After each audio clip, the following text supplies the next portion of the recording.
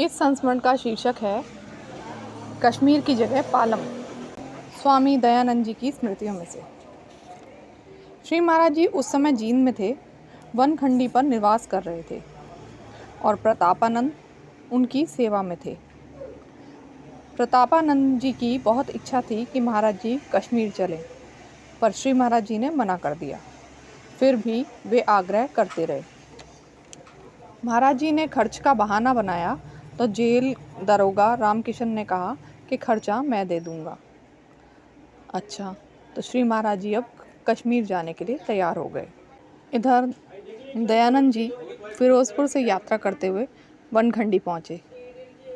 वो सोचने लगे श्री महाराज जी को पालम ले जाऊं, और वहाँ पहुंचकर पता चला कि महाराज जी तो आज शाम ही कश्मीर के लिए प्रस्थान करने वाले हैं। अब उन्होंने इस घटना की याद करते हुए बताया कि मैं तो बहुत चिंतित हुआ। अब मैं सोचूं कि श्री महाराज जी अब रुकेंगे कैसे। या तो शरीर में कोई गड़बड़ हो जाए तो ही भले रुक पाएँ, अन्यथा अब रुकना कैसे हो सकता है। मेरे मन की पुकार श्री महाराज जी ने सुन ली। दोपहर के समय अचानक कहने लगे, भाई हमारे शरीर में तो कुछ गड़बड़ हो गई है, शरीर भारी भारी हो रहा है। प्रतापानंद ऐसा कर, तू भांग बना ले। प्रतापानंद ने भांग बनाई। अब कुछ भांग श्री महाराज जी ने पी ली और कुछ प्रतापानंद जी ने। प्रतापानंद तो भांग पीकर सो गए। भांग का ही कुछ प्रभाव रहा होगा कि श्री महाराज जी की माया होगी कि उनकी आँख सवेरे ही खुली और आँख खुलते ही उन्हें कश्मीर की याद आई। वे बिगड़ने लगे।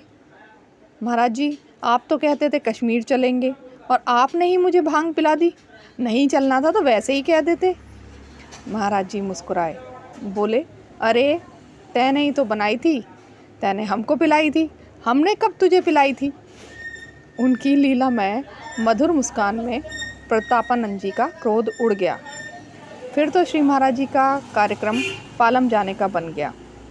मैं पाली हलवाई से घोड़ी ले आया, उसमें बैठकर श्री महाराज जी स्टेशन पहुँचे। वहाँ से रेल में बैठकर दिल्ली और दिल्ली से पालम।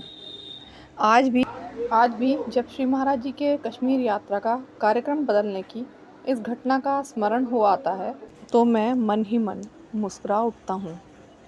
धन्यवाद।